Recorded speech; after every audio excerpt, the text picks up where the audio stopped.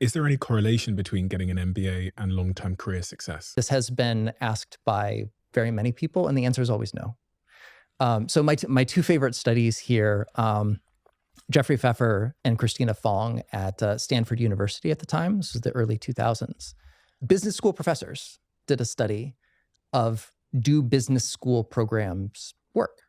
Because if they did, you would expect to see more successful executives, professionals having business school degrees. And what they found is no, it makes absolutely no difference. And Jeffrey Pfeffer was like, if you are good enough to get in, you are good enough to do well regardless. It's a credentialing system. It's a pre-selection. But really, like, the people who make things happen in business are people, individuals with skills and abilities and the curiosity and the drive to make things happen. You don't necessarily get that from having three letters after the end of your name.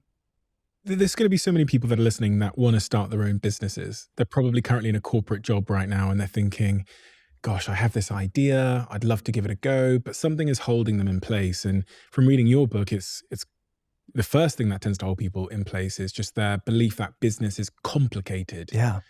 From everything you've come to learn and all the testimonials you've had, do you agree with that belief that business is complicated? And or how difficult do you think it is for the average person with an idea to go from working in a job to earning, I don't know, $10,000 a month running their own business? Do you think that's achievable for most people? I think it is achievable for most people.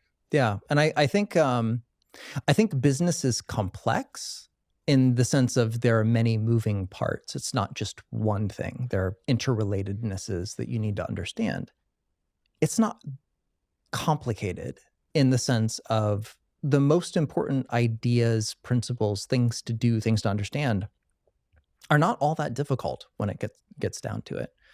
I think in business in general, somewhat for status-related reasons, but business people like to feel fancy and complicated. And sometimes you signal status or sophistication by making things sound really big or difficult or complex. I think that's fundamentally not the case for business.